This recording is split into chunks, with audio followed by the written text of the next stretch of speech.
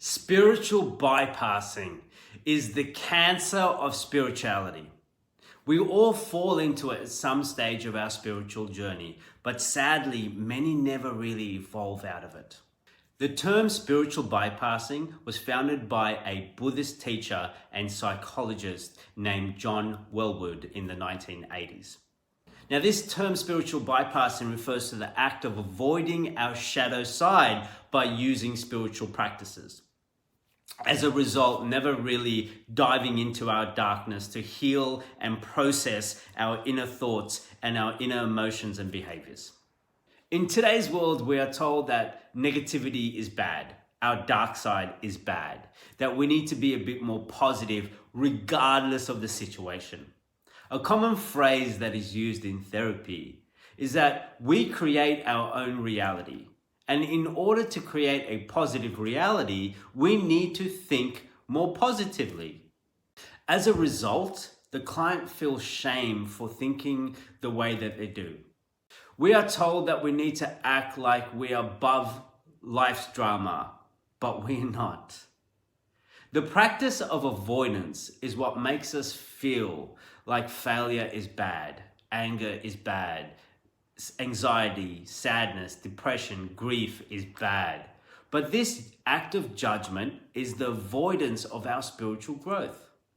Some examples of spiritual bypassing is phobia towards anger, emotional numbing, repression, blind or over-tolerating compassion, and weak boundaries. In other words, unable to say no. See, the judgment and the resentment towards our shadow side. My personal favorite is the so-called spiritual drugs that we use to reach temporary heightened stages of awareness without actually doing the emotional work to get there.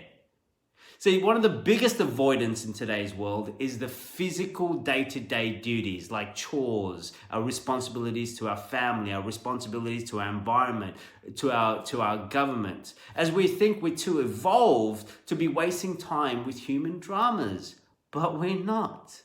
We must remember that we are spiritual beings having a human experience.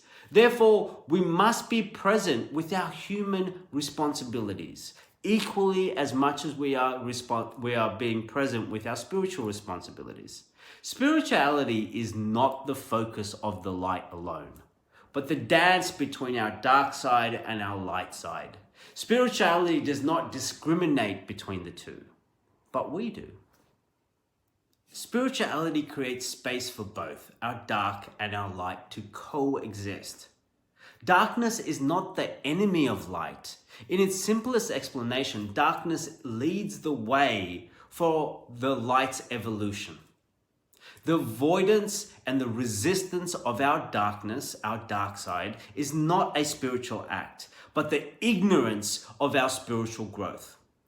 In order to honor our human and spiritual evolution, we must be willing to go into our shadow side, face our darkness, face our demons, and take responsibility to do the emotional work.